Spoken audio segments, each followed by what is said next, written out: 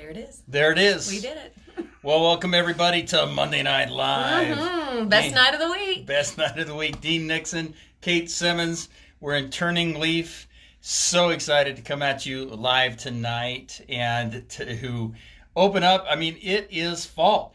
I know. Oh my gosh, and that I even got weather. my fall colors. Yeah, you listen. Yeah. I left my window open all day yesterday while I just Sundays are my favorite day. They're like my day for me. So I read like for hours yesterday with my cats and the window open. So, yep. It's my jam. I'm a Scorpio. My birthday's at the end of October, you guys, by the way. So we'll probably be talking about October being the best month, how it's my month. Yeah, birthday wishes. All month long. Yeah. But yes, this time of year is just so exciting. Yes, and we've got some good stuff coming up, some really cool things that we've got coming up. We've got our Level 2 seminar coming up. That's right. We're just following up. It's the discernment seminar. Super stoked about that one.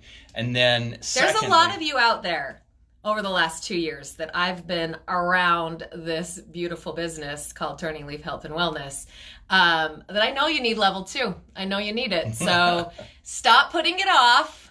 Move your feet forward. Come hang out with us. It's the 24th. Wait, I'm going to get these. Yep, I was right. The 24th, 25th, and 26th of October. We already have a really great crew already signed up, and we cap it at 16. Yep. So if in your heart you're like, dang, you're right, Kate, I need to do that, call us up real quick because you may not have a seat. It's filling up pretty fast. It's filling up quick. This one's really cool. We have been filling up a lot quicker lately, which has been such a good thing. And can I just go on for one more minute, Dina? Okay, do we have that time? We do. It's my favorite. And what am I going to tell you no? I know, you're like, no, Kate, we're on air. Stop right now. Have I ever told you no?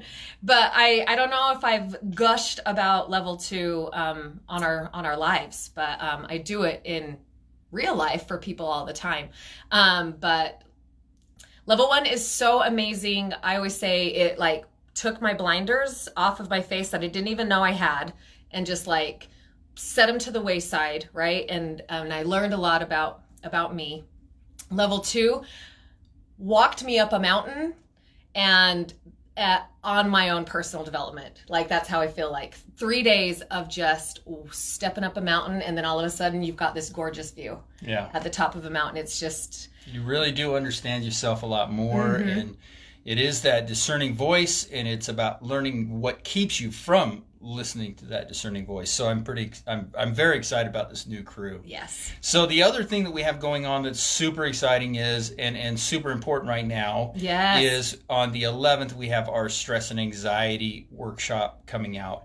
And that's an important topic, and that's our topic of tonight. Ryan, one of our feeds. High five, again, Ryan. We have multiple feeds going on, so if we comment and you're not seeing it, it's on the other feed. Right. So we're excited for you too, Ryan. So as we move into the stress and anxiety topic. And by the way, so that workshop is on the 11th of October. Thank you. It's a Friday. It'll be Friday evening. What time are we starting that? Do you remember? 6, I believe. 6 o'clock. And that'll be here at our office unless so many of you want to come that we've got to rent a bigger space. And we are down to do that because the more the merrier. This is one of those workshops that we did last year that people have been saying, when are you going to do that workshop again? When are you going to do that workshop again? Yes. And so here we are finally able to offer that workshop again. And it's such an important one for us to understand. And the stress and anxiety issue has been around for a long time. Stress and anxiety is not a new thing. Stress and anxiety has been around for years. We've had poets and scholars and probably prophets.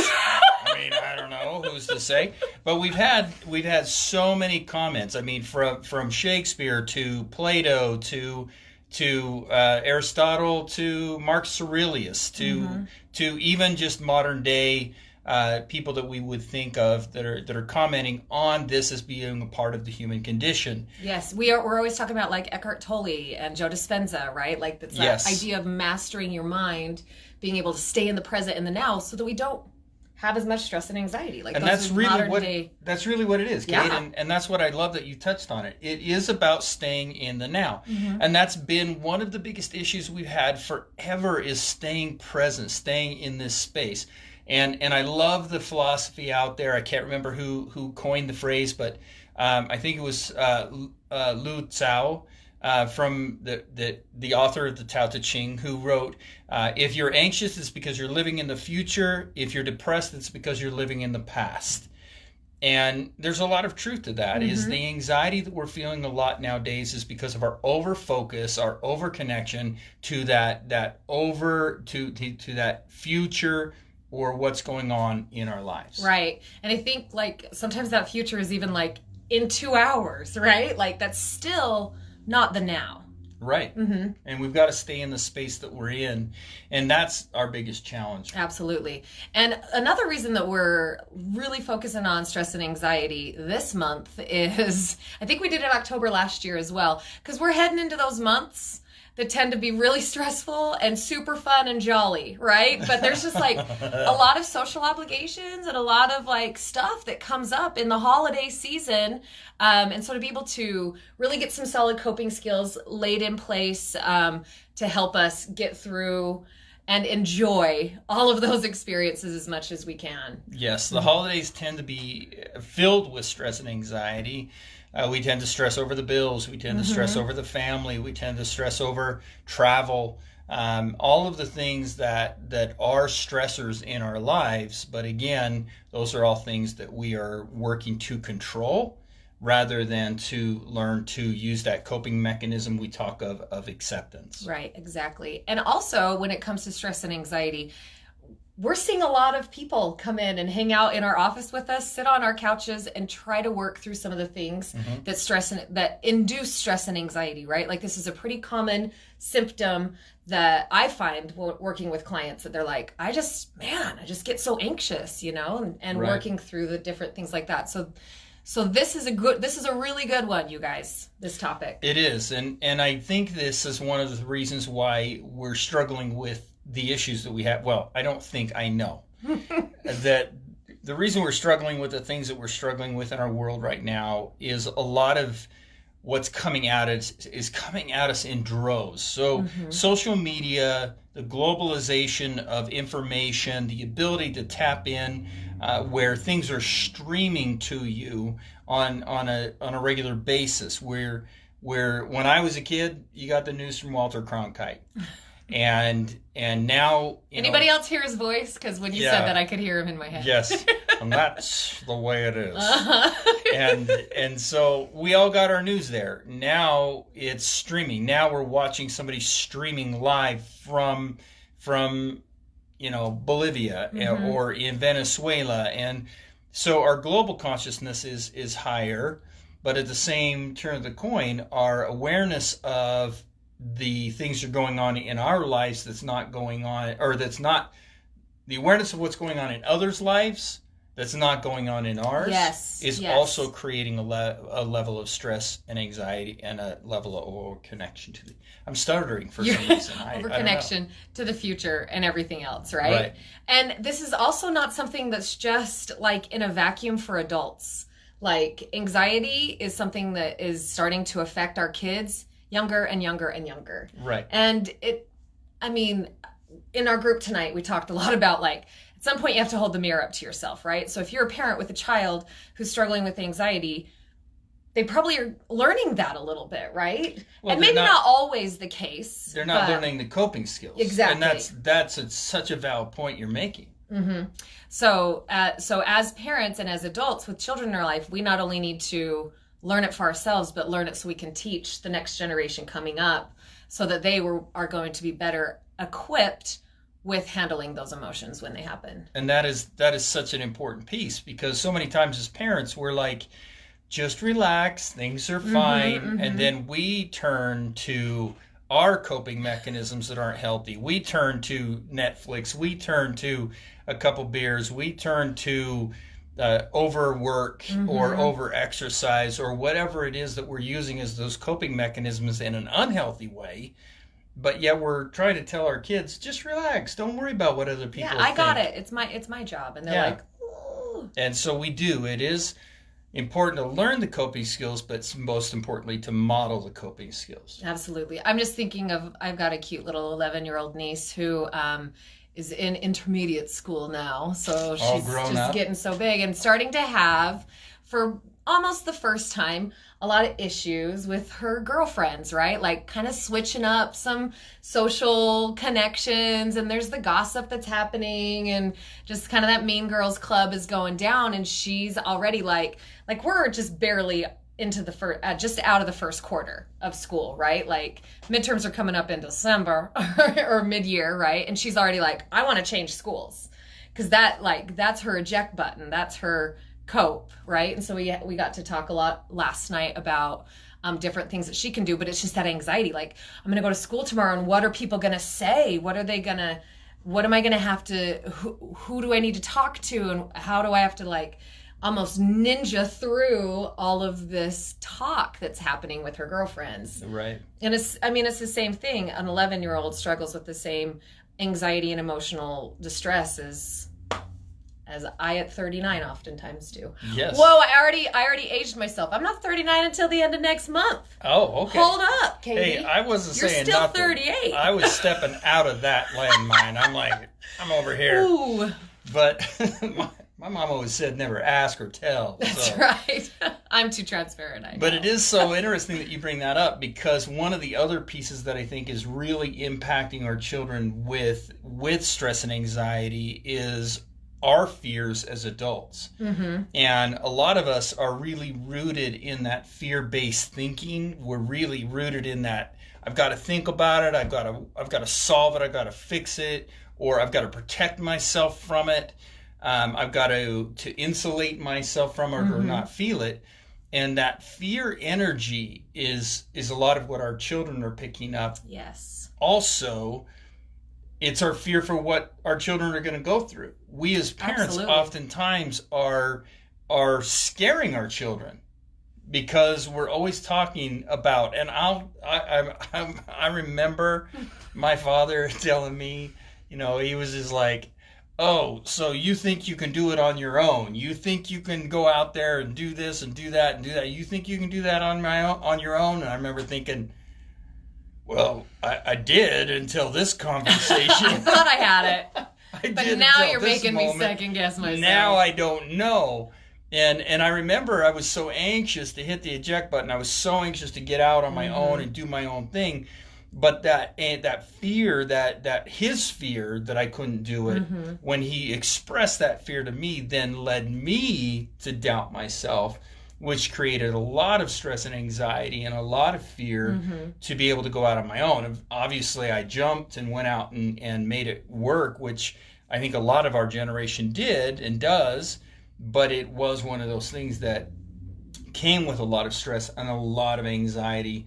But the one thing that was modeled very well to me was how to manage your stress and anxiety through, movement and doing. There were a lot of things I didn't learn. I wish I had.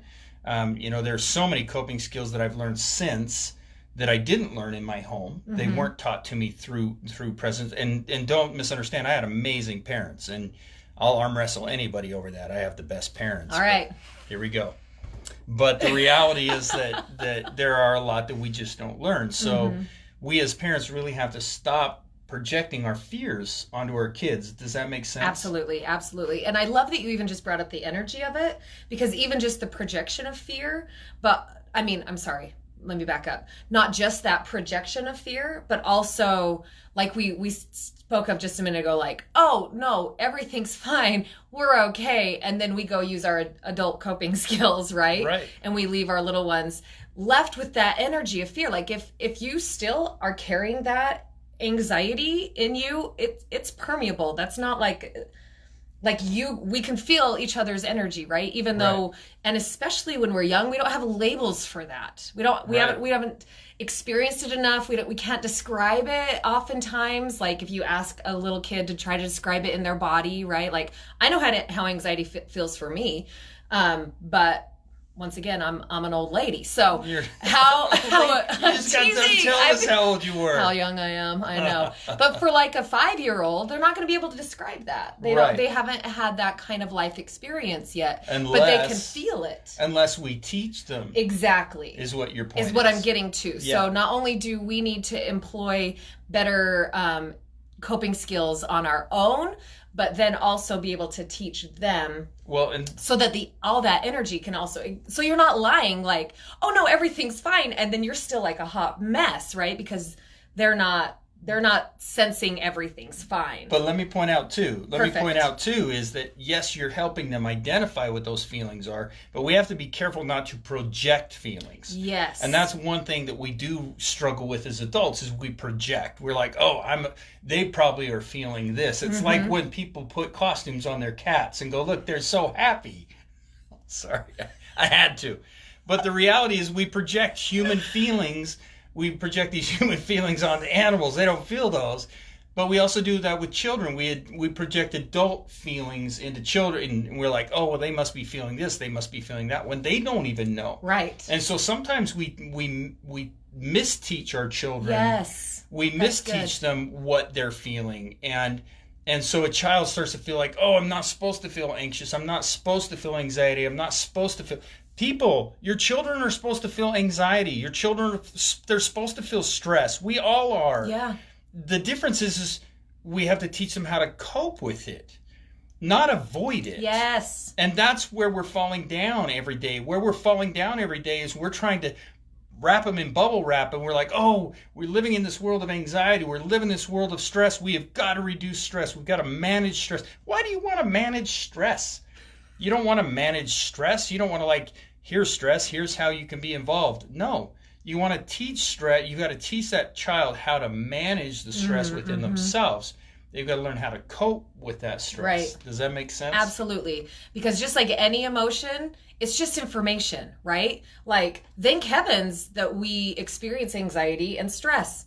It keeps us safe a lot. Right. Right? But it's that when it becomes chronic and it becomes unhealthy, especially that we need to be able to have the coping skills and the different techniques and things to be able to help you manage it, even though you just said, I don't want to manage my stress. I didn't know another word to throw in there. You're welcome.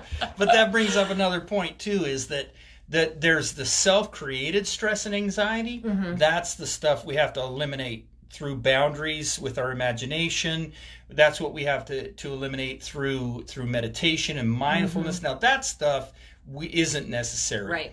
But the fact that your kids have to go out and get a job, the fact that your kids have to get rejected and have a heartbreak, or friends talk garbage about them, that's the normal stuff that we have to teach them to cope with. The other one we have to teach them how to eliminate. But again, parents, you can't teach what you don't know. So if you're not setting boundaries with your imagination, if you're worrying about what the Johnsons are saying about you, if you're worried about who's having a better vacation than you are, then you've got to learn to eliminate that unnecessary. If you're panicking because you have to do a presentation, if you're panicking because you're worried that you're going to lose your job, lose your job or something, then you've got to learn to cope with that. You've got to learn to work through those pieces. Yes. That's an important piece. And how beautiful. Does that make sense? Absolutely. And how beautiful of an experience to be able to like be authentic enough to be like, wow, I've got this big presentation coming up. I'm super nervous and anxious about it. Let's figure out, sorry. Battery's dying. Sorry, Instagram. Sorry, Instagram. I got 20%. We're good. Yeah. Yeah. Anyway, he's always like, Kate, did you charge your phone? And I'm always like, yeah, Dean, we're good. We're good. I got like 10%. But like that's such good modeling, right? Yes, life is going to have those moments when we're anxious and when we have stress. But this is how we can. This is how we not only survive through it, but how we thrive. Right. Well, as we come to a close again, we want to remind you the Stress and Anxiety Workshop, where we're going to be going through this and so many other coping skills and tools for it. It's on the 11th of October. Yes. The level 2, for those of you looking for the discernment seminar, that's coming up on the 24th, 26th. Seating is going to be limited on this one. So thank you all for tuning in. Hey, I'm sorry. One more thing, Dean.